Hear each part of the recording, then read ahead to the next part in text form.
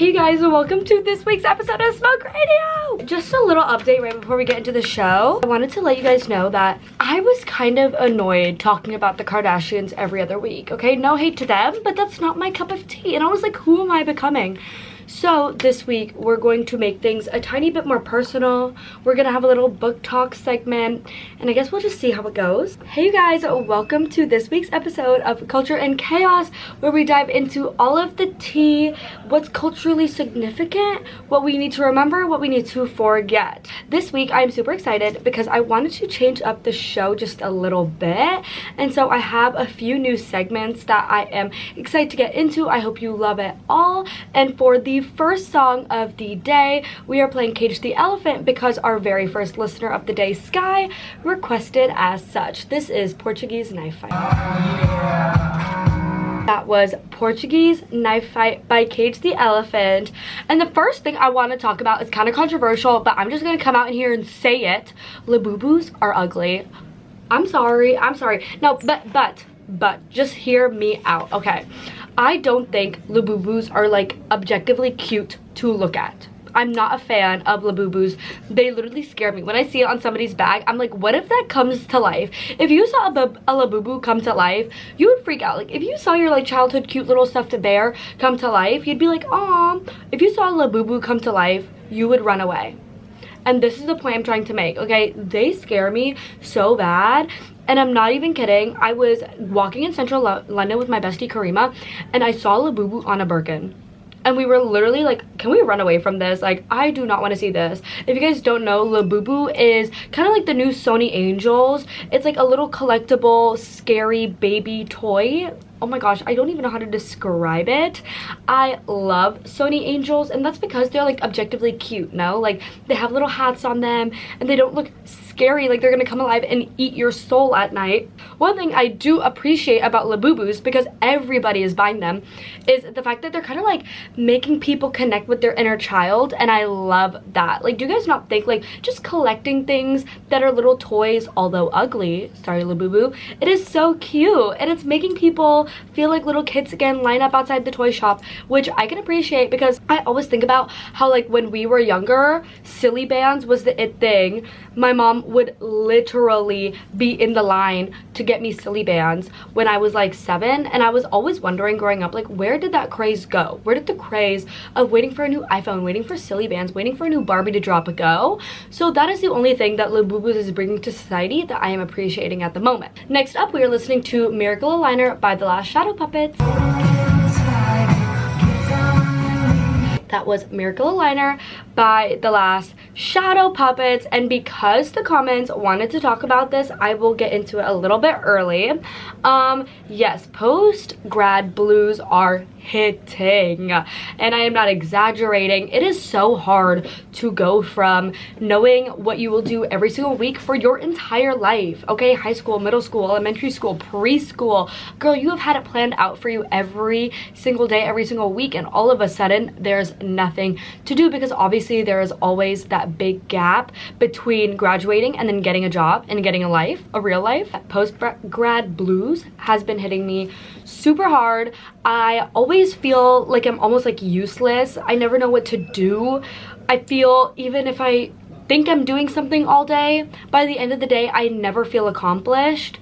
And I guess that's just a part of it. One of my best friends, Soleil, literally told me like yesterday to just soak it all in and just enjoy it. Like, she was like, just go out, just party, just have fun, because she wishes she didn't have the post-grad blues. Like, she wished she just enjoyed it. So that is what I have been working on. Eek, kind of, I don't know, like, I just feel so confused, and I know a lot of you guys have been bringing this up on my show every week and on all of my social media, like, how do you feel since you've graduated, etc. So I will let you know that I made a like 15-minute long YouTube video that is already up. I posted it yesterday, of me just talking about how it has felt, and maybe it'll make you feel less alone, because the only thing that makes me feel better about any time I'm like down is if I hear somebody else is going through the same thing, because then I feel like, you know, I'm not alone. I feel much better. So I want to put that out there. You are not alone if you're feeling sad or useless or whatever it is, because we each always have our time to shine. Next up, we are listening to End of the World by Miley Cyrus because one of my favorite moments at the Met Gala was between her and Megan and Emma Chamberlain and Michael Kors. All four of them were so funny. So let's support our queen. Listen up. Two-step, Sally makes my head hurt, cold like Minnesota, hotter than a fever. That was Sally When the Wine Runs Out by Role Model. And next up, welcome to a new segment on Culture and Chaos that I'm calling Book Talk. But that's already obviously a segment on a side of the internet. Basically, Book Talk is the side of TikTok where people only talk about books and they only rate books, like discuss books. There's always a lot of book talk drama because people have very differing opinions on there.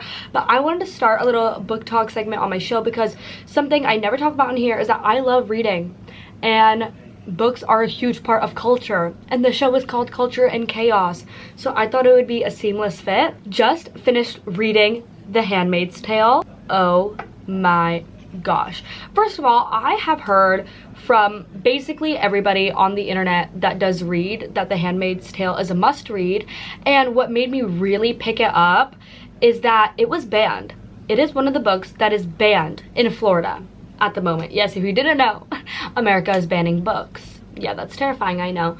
But I heard that and I was like, okay, I need to read this because if The Handmaid's Tale is banned and The Hunger Games is banned, I think it's definitely something I'll be interested in. And basically, it is a speculative fiction novel, and the reason that the author Margaret Atwood never said it was a dystopian novel is because she said that she only wrote things that could genuinely happen. And basically the book revolves around an American society where women have to become handmaids just to give birth, and that is their only job, and unless you are a part of a very high class, your life only revolves around having babies or being tossed to the side or being persecuted. It's actually such an insightful book because I feel like it really showed a very modern American society, even though it was written in the 1970s, 1960s, I think. And it showed such a modern society and how it literally became an authoritarian, oppressive regime. And I thought it was so interesting. Like, I just thought it really put into perspective not only how we as women take for granted our freedoms, because there's so many people trying to strip it away at this point that I'm like, okay, wow, like this is insane. But more than that, I think it shows you how easily freedom can be taken away, like at any moment. Like in the book, it literally follows along the journey of a girl that she has a man, she has a kid, a life of her dreams, and then all of a sudden rights start getting stripped away. Her bank card stops working, and then it's like, okay, you can only use your husband's, and then little things keep happening, and she doesn't resist because she's like, why would I? And then all of a sudden everything is gone before you even notice it. So I think it's phenomenal. I will watch the show and get back to you next week. Next week we will also talk about more books. I will now be playing Good Old Fashioned Lover Boy by Queen. Hope you enjoy.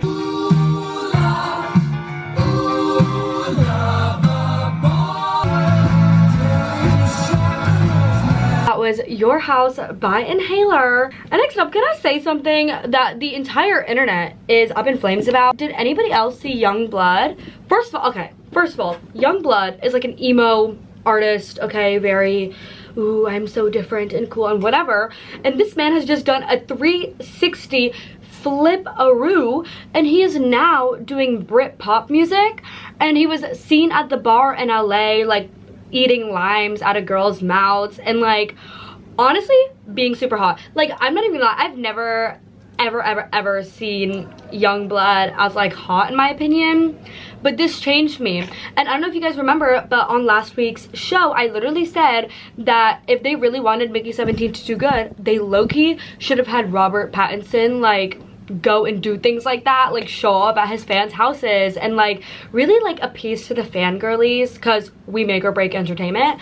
But Youngblood did that and it worked. Everybody's talking about him out of the blue. He looks really good. This supports my opinion that all men should wear eyeliner. I think it looks so good. And also, he's doing Britpop. I'm not gonna lie, it does sound like off-brand Park Life. I know everybody is saying that, but I genuinely believe that. I love Britpop. It is my favorite genre ever. British people just know how to pop it. Hey. But no, genuinely, it's my favorite genre ever. I think it's good. I think I would add it to my playlist. But if we're all being honest, like, it is a little like park lifey, but I guess it just takes time to find your sound. Okay, we'll give him the benefit of the doubt. Next up, we're listening to Baby Doll by Dominic Fike. Ooh.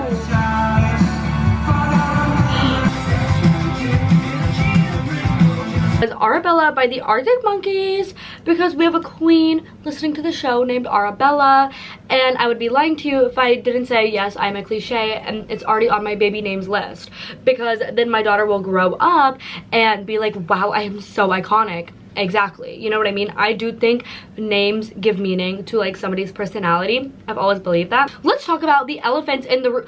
Let's talk about the elephant in the room. Oh my gosh, yes, Ellen moved to the UK. So apparently Ellen moved to the Cotswolds in the UK. Ellen DeGeneres, yes. And I'm first of all shocked that she moved to the Cotswolds, because it is in the middle of nowhere. Okay, I guess this woman and her wife wanted privacy and they got privacy. You cannot even easily get to the Cotswolds on like a main train. Like, it is very difficult to get within those little villages. It's very gorgeous area, and honestly, I'm happy for her, because this is literally my dream. Like, and do you know how people found out she was living in this like random village? Obviously, she moved into a literal mansion. She got it for $18.8 million. But how people in her neighborhood found out she moved into there was because somebody saw her at the pub, at the local pub. Is that not the dream? That is one thing I just love about British life, especially once you get older. Like, it is so walkable, it is so casual. Like, you just be going to the pub every night of the week, and it's not like a weird alcohol thing. It's genuinely just community builder. And so she lives there, and apparently she's like super humble now. I am talking about Ellen DeGeneres. Apparently she's like super humble now. She mows her own lawn, my mom was telling me, and just takes care of their castle. And I'm sorry, is that not a dream life? Live in a castle with your wife and garden and mow the lawn? This cancellation that Ellen DeGeneres went through probably benefited her, actually, because look at her now, and she's not tormenting people on set. So I guess it's a win-win. Next up, we're listening to Sweater Weather by The Neighborhood, which is one of my favorite songs, and I've never played it on here. That was Sweater Weather by The Neighborhood. And next up, let's talk about Beyoncé, because she has been taking both of her daughters on stage with her on tour. Rumi, who is 7 years old, and Blue Ivy, who is 13. Any of y'all can complain about this, I'm not going to, okay? Because I love that Beyoncé is making her daughters stars, okay? And it's not just like nepo babying. Like, she is having them put in the work, she's having them learning the dance, and they're icon. Like, this 7-year-old little gorgeous little girl is on stage like stunting. Like, that is confidence. She is instilling so much confidence in her daughters, literally taking them on a world tour.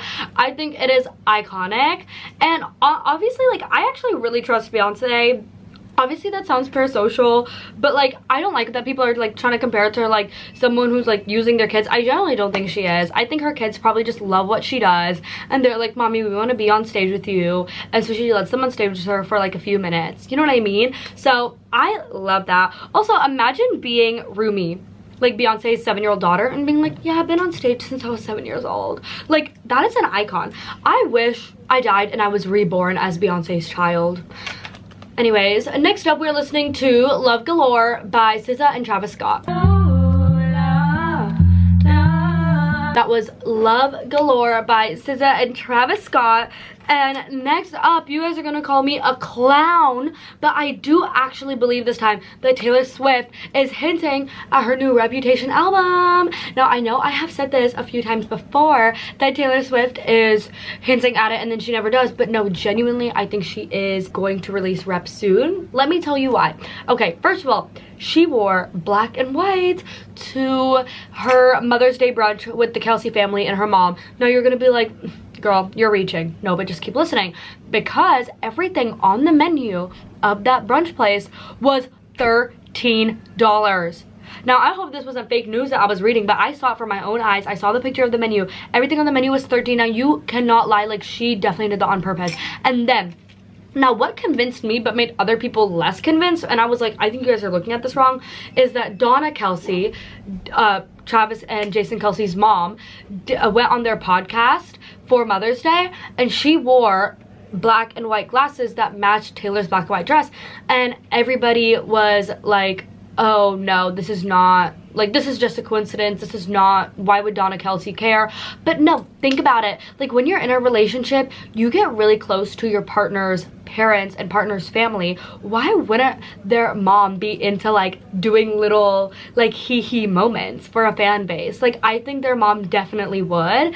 And in her podcast episode, she made several associations to Taylor's past songs. So I think we are getting Rep album, and I cannot wait, and I am literally so excited for Taylor Swift to be on every single media channel ever again, okay? Because I love her music, and you can say whatever you want about her, but you can't say that her music isn't fire. Anyways, next up, this is Move by Beyoncé. That was Move by Beyoncé. And you guys, thank you so much for listening to Culture and Chaos today. I know the hour went by so fast. That's because we had so much to talk about and so many fun moments. If you want to request music, follow my Instagram, join my broadcast channel. If you want to not forget when the show is live, all you have to do is follow my Instagram. I post it on my story. And yes, I hope we all enjoyed everything we talked about today so much. I had an amazing time. And to all of my listeners and viewers, you are literally my favorite people in the entire world, because I love doing this, and I only get to do this because of you guys that watch me, and it makes me so happy. Thank you guys so much for watching. I love you, and please subscribe, and let's be best friends. Bye.